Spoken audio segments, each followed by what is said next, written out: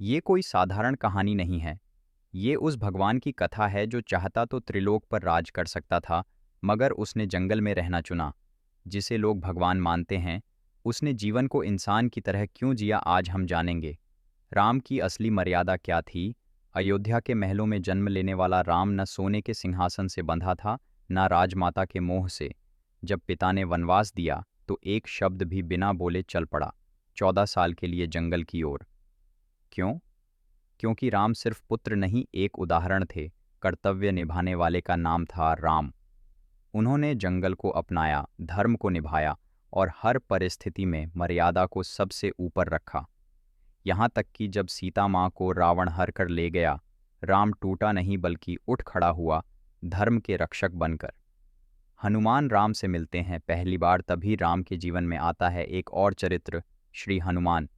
एक ऐसा वानर जो राम को देखकर समझ गया, ये सिर्फ राजा नहीं है, ये वही भगवान हैं जिनके लिए मैं जन्मा हूँ। हनुमान ने कभी चमत्कार मांगा नहीं, बस सेवा मांगी, और सेवा में उन्होंने खुद को मिटा दिया। राम और हनुमान की ये जोड़ी ना तो भगवान और भक्त की थी, ये थी आत्मा और परमात्मा की पहचान। राम ने रावण को हराया, सीता को वापस लाया और फिर अयोध्या लौटे। लेकिन कहानी यहीं खत्म नहीं हुई। सीता को त्यागते हुए राम, अकेले महल में जब प्रजा ने प्रश्न उठाया, तो राम ने एक राजा का कर्तव्य निभाया और अपने मन से प्रिय पत्नी सीता को छोड़ दिया। सोचिए, जिसे पूरी सृष्टि पूजती है वो भगवान स्वयं अकेले जीवन बिताता है। क्यों? क्योंकि धर्म का बोझ उठाने के लिए राम अकेले थे। अग्नि परीक्षा के बाद सीता को त्यागना पड़ा, राजा होकर भी एकांत में जिए, क्योंकि धर्म यही मांगता था, भगवान को भी इंसान बनना पड़ता है। राम ने कभी खुद को भगवान नहीं कहा, कभी चमत्कार से लोगों को नहीं जीता। वो इंसान बनकर इंसान को सिखा गए, जीवन मर्यादा से जियो, कष्ट आए तो घबराओ मत। अगर दुनिया सवाल करे तो जवाब नहीं, संयम दो। इसलिए उन्हें कहते हैं मर्यादा पुरुषोत्तम श्री राम। एक ऐसा नाम जिसमें भक्ति भी है, प्रेरणा भी, और एक जीवन की पूरी शिक्षा भी। राम अकेले बैठे हुए, हनुमान पास में आंखें बंद किए। धर्म का मार्ग हमेशा सरल नहीं होता, लेकिन वही सच्चा मार्ग होता है। श्री राम ने सुखों का त्याग किया, परंतु धर्म नहीं छोड़ा। वो चाहते तो सब कुछ बदल सकते थे, पर उन्होंने नियम तोड़े बिना आदर्श जिया। जब भी जीवन में चुनौतियां आएं, धर्म और सच्चाई से मत हटो। वही आत्मा का असली बल है। अकेलापन एक जिम्मेदारी है, कमजोरी नहीं। धर्म के रक्षक अक्सर अकेले दिखते हैं, क्योंकि भीड़ शोर करती है और ध्यान, त्याग, सेवा, शांति मांगते हैं। सीख, जब तुम सच्चाई के रास्ते पर अकेले चल रहे हो तो डरना मत। शायद ईश्वर ने तुम्हें भी एक बड़ा कार्य सौंपा है। मर्यादा, उसूल और आत्मबल ही असली पहचान है।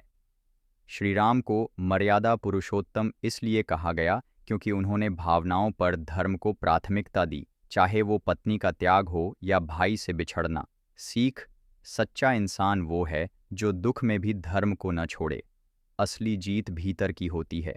सच्चा नेता वो है जो खुद दुख सहकर दूसरों के लिए आदर्श बने। श्री राम ने कभी किसी से मैं भगवान हूं नहीं कहा। उन्होंने खुद जीकर दिखाया कि कैसा होना चाहिए, एक राजा, एक बेटा, एक पति और एक इंसान लीडर। वो नहीं जो सिर्फ बोलता है लीडर, वो है जो जीता है चुपचाप आदर्श बनकर। भक्ति और सेवा ही सबसे बड़ी शक्ति है। जैसे हनुमान की हनुमान जी श्री राम के अकेलेपन में सबसे बड़ा सहारा बने। उन्होंने केवल शक्ति से नहीं, भक्ति से राम को पाया। सीख, जब आप खुद को किसी अच्छे कार्य या उद्देश्य में समर्पित कर देते हो, तो आप भी हनुमान जैसे बन सकते हो, भगवान के सबसे प्रिय। धर्म का रास्ता मुश्किल ज़रूर होता है, पर याद रखना, जो अकेले चलता है वही हजारों को राह दिखाता है। क्या कोई भगवान से इतना प्रेम कर सकता है कि भगवान भी उस भक्त को गले लगाकर रो पड़े?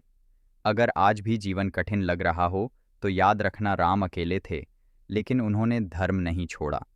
हनुमान उनके साथ थे और हमेशा रहेंगे, क्योंकि जब इंसान हारता है, तब राम उसकी आत्मा में जागते हैं। अगर इस कहानी ने आपके मन को छू लिया हो तो कमेंट करें। जय श्री राम और जय बजरंग बली। और ऐसी ही आत्मा को जगाने वाली बातों के लिए ज़रूर जुड़िए आत्मा की बात से। लंका की खोज में हनुमान जब सीता जी का संदेश लेकर लौटे, तो राम की आंखों में आंसू थे। राम बोले, हनुमान, तुमने तो वो कर दिखाया जो देव भी नहीं कर सके। तुम मेरे सिर्फ दूत नहीं, मेरे प्राण हो।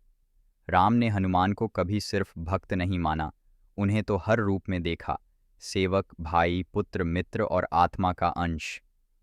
राम के शब्द हनुमान, तुम्हारी भक्ति अमर रहेगी जब तक मेरा नाम है, तब तक तुम्हारा नाम साथ लिया जाएगा। राम के बिना हनुमान नहीं, और हनुमान के बिना राम नहीं, क्योंकि यहाँ हर शब्द आपकी आत्मा की बात करता है।